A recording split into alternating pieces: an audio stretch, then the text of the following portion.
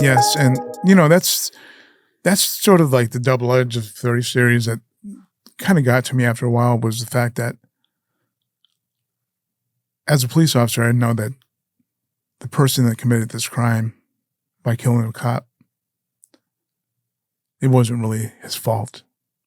But yet he has to face now the court system and be tried as a murderer and a killer and be sentenced to life or death or whatever. They sentence to life because Michigan doesn't have the death penalty. And it's sometimes hard to stomach because you're like, man, that guy, sometimes you hear people's defense that I was possessed by the devil and you're like, bullshit. But to really see it and you kind of go, man, now he has to face the music for what he did. It's kind of like, because no one's going to believe. No one's going to believe. Yeah. And then you can't sit there. And as much as they'll hide it, everybody knows about it. Prosecutor, chief of police, all the higher ups, they know what's happening, but it's time to let it play out. And they're going to let it play out. And you just can't bring into a court of law that, we just did an exorcism. He was possessed by a demon, but too bad. They just sort of roll with. Yeah. So that's never become public knowledge, basically. Not until now. We're dead. So during the exorcism, was there a name that came out of this demon or entity? So when they perform this exorcism, in order to win the rite of ritual, they have to confess to who they are. And people don't understand that although they're demons and devils, they're very, very loyal to God still. So if we ever hear a police say, by the name of Jesus Christ, I command you to tell me your name, it shrieks because as much as they hate Jesus Christ and God himself, they're still loyal to him. And they will say the name. I know what the name that this particular demon, its name was. I call it it. But I don't say it. Mm-hmm. Because if you say it, then you open it and then you invite them. And, I'm sure these people are going to research this and all that. There's 200 fallen angels that walk the earth. And they're probably the most powerful exorcist demons that you'll ever run into in life. And those will hurt you and kill you. And literally kill you. And then there's thousands of minions that are not as powerful as them. Out of those 200, one has been caught. There's still 199 of them running around. To this day? Or was this back in 1995? To this day. There's still 199 of them running around and have not been caught. It's all the other lower tier demons that possess people, but they possess them when they're at their weakest moment. Either drug infused, suicidal, extremely depressed. It's really low points. They enter them. What I was told is the demons of the 199 other ones, they don't need your permission. If they want you, they're going to take you. That's what's sort of scary.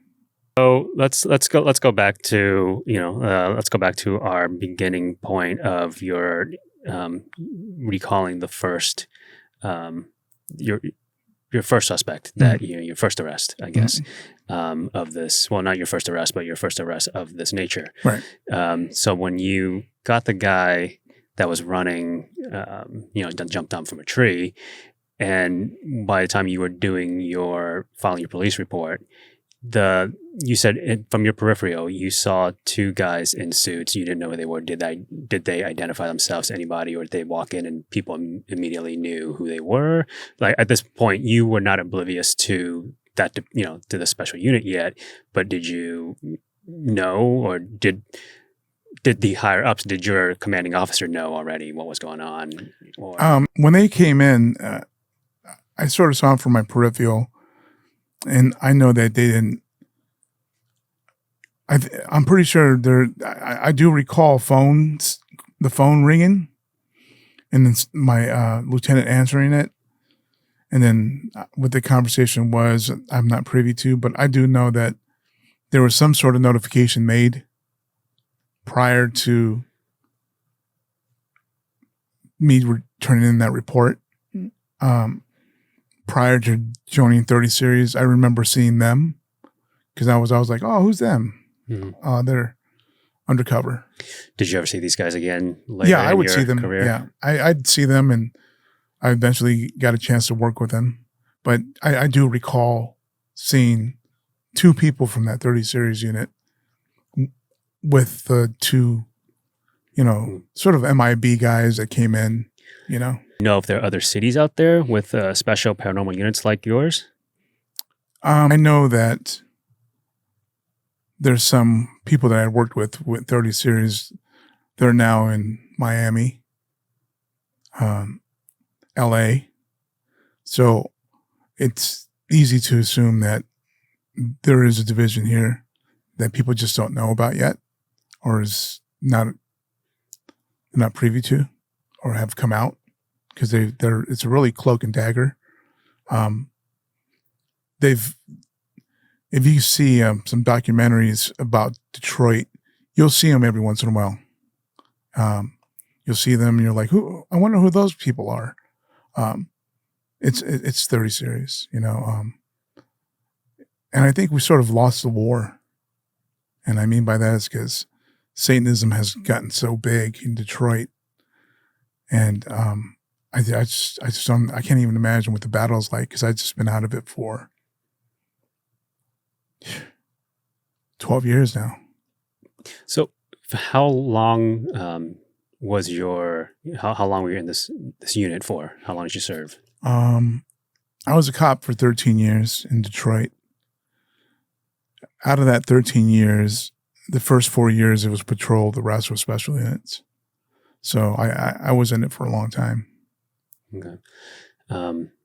So in that time you saw a lot of things that, I guess are hard to explain, or... Yes. I've seen the worst of the worst, and some were drug infused, and we're like, okay, not it. Why Detroit at that time? I guess not why were you in Detroit, but why was this task force or special unit made in Detroit specifically? You said it started in Detroit though, right? It definitely started in Detroit. The Pope.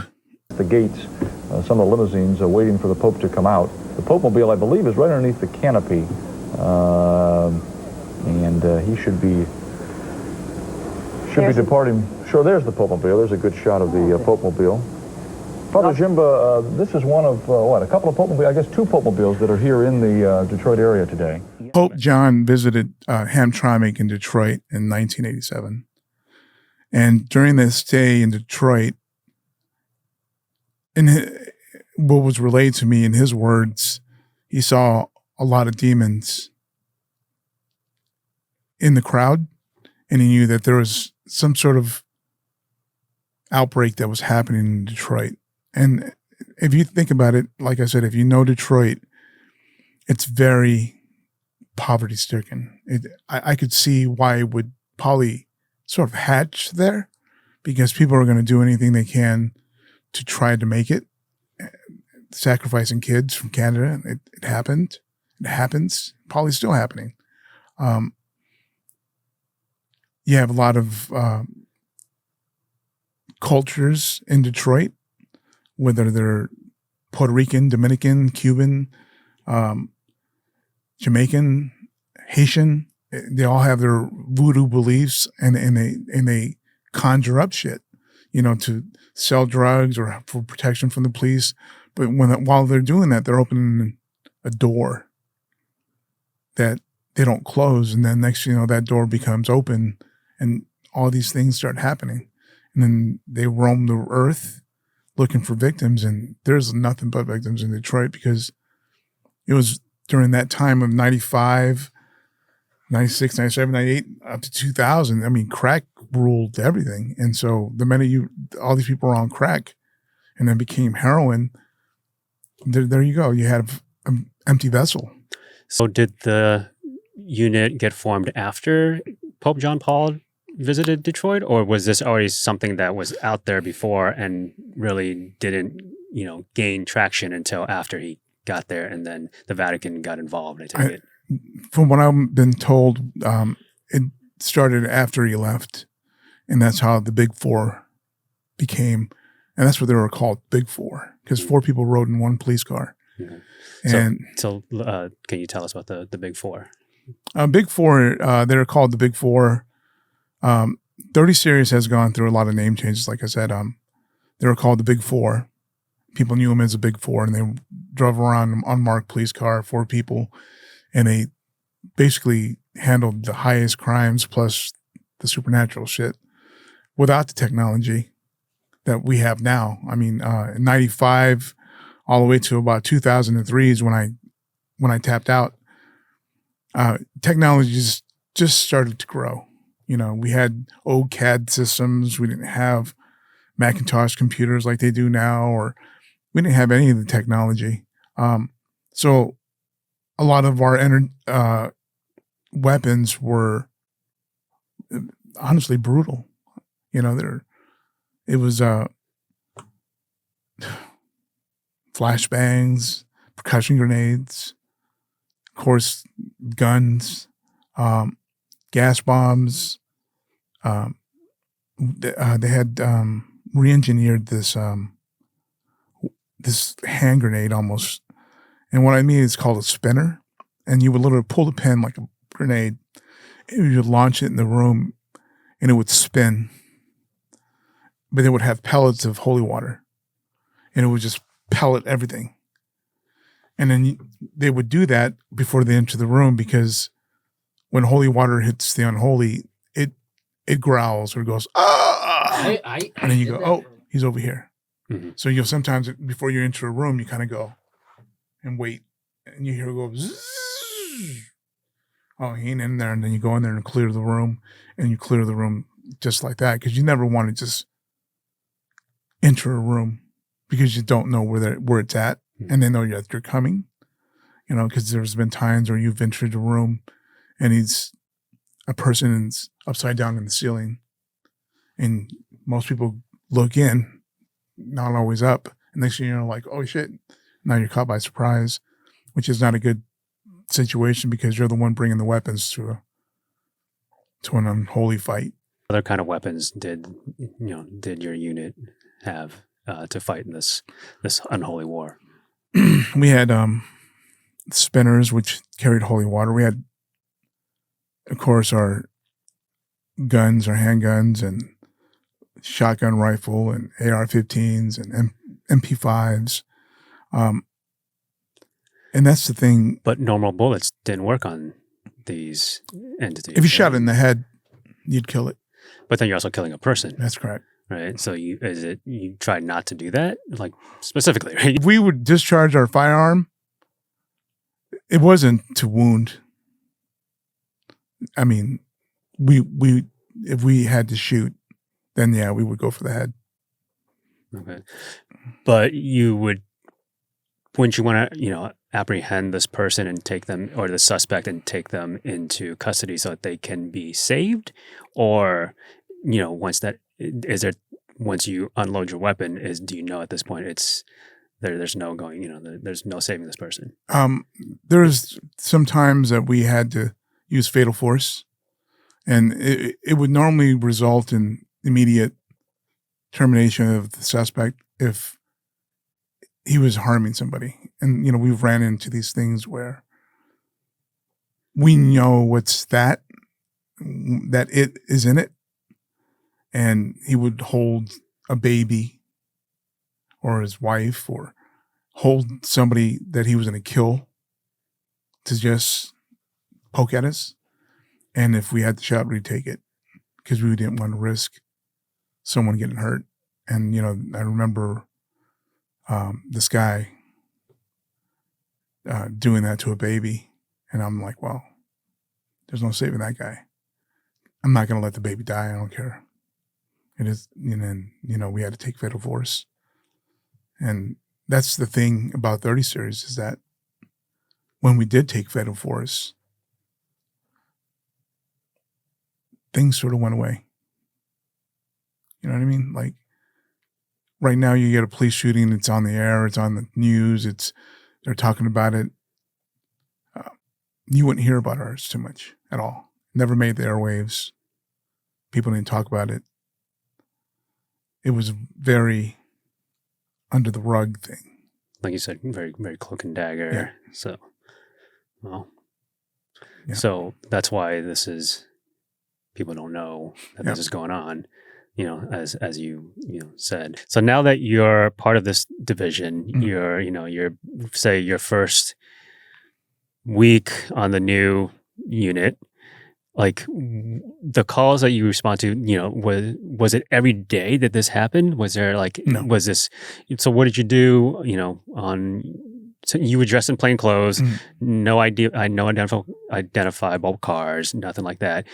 How did you, What would we do for the day? Yeah. What was your typical day like? How do you? Our day would commence by going to hotspots. And what I mean by hotspots is very drug influenced neighborhoods. And we would just look for the signs, the smells, the twitches, the screams. Sometimes you would hear screams and you'd be like, what the hell is that? And then you would investigate it. And so we're trying to be proactive in that way. And other times, I mean, there's not like this zombie apocalypse happening where everybody's fucking possessed. That's why it's so hard to pinpoint who's possessed and who's just a drug addict. Because they blend in perfectly, right? The thing with demons is that they don't want to be known. It's when the internal fight happens, it's known. And what I mean by that is the person that he's possessing starts to hold its ground, then it doesn't like it, and then it starts to show signs. And those are the signs we looked for, and if we didn't see them, then we would handle other priority things like serial killers, rapists, and kidnappings. Had a lot of kidnappings, and while we were investigating kidnappings, because there was a lot of sacrifices happening in Detroit with children. One of the main entry points was Windsor, Canada to Detroit. Just down the street is the train tunnel that connects Detroit to Windsor. For years upon years, it has been a spot where illegal immigrants have tried to come to this country, and it has led to an arrest in a new case. Near the 3rd Precinct. There's a train that goes from there all the way to Canada, and we would catch Satanists abducting children and taking them through that tunnel, crossing them over to Detroit, and then selling them for sacrificial things. And sometimes they wouldn't make it. And what I mean by that is that they would time the train wrong. And when that train gets going through that tunnel, they become hamburger meat, along with, unfortunately, whoever they're bringing over. And so we'll get runs of, from the train, because they have the train police. Hey, we have body parts down here. And it's like, oh, fuck. Someone tried to kidnap or bring some people over. And then there's times where we would find sacrifices with hookers in abandoned buildings. Like there was a seance that just occurred, and then we would look into that. And we would have to sometimes close the door on that property. And sometimes it meant burning the house down. And so you'll see these fires pop up in these vacant houses. That was sometimes us burning that structure. So someone, whatever door is there is closed and they can't return, Of course, homicide would do its thing and investigate. But there's so many homicides that haven't been solved. But we all know that it has to do with that. You know what I mean? We know it. We've seen it. We've seen the results of it. And it just goes as a Jane Doe or John Doe, and it goes unsolved because there's so much murder that's happening in Detroit. You almost become numb to it. The one thing that you have to understand is that when you're working 30 series and you do come against the demonically possessed, and they're almost like armadillos. And what I mean by that is that they're very angry and they remember you. And sometimes it comes home with you and fucks with you at home. And there was times where the lights won't work in my house, or they'd go off, or I hear the radio turn on downstairs and I'm like, oh, fuck. It followed me home. It does happen. It's happened a lot, which mentally, after a while, it's just sort of straining. I remember one time my wife called me and she said, there's somebody in the house. So I go down there, because we can go anywhere. I'm like, well, I'm going to go catch the person that's breaking into my house, and get there and see the signs that I would normally see somewhere else, like the smoke smears on the wall. And I'm like, oh, fuck, this is not good. And so we would have the priests actually come and bless our homes. And we would bless our homes regularly, a lot of the people in the unit, because they're very vindictive. You just got rid of their vessel. They're going to come after you. It's almost like, what's the best secret the devil has? To make believe that he doesn't exist.